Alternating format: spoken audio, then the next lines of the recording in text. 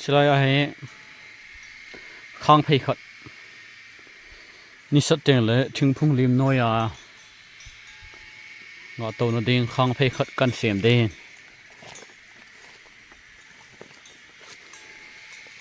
นี่ขันเนี่ยจะลองเอาสาวขัดกระเสียมเห็นตลาดให้จอมจับขัด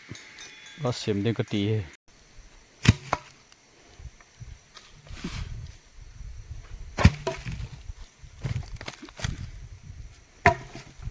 โคมเด่น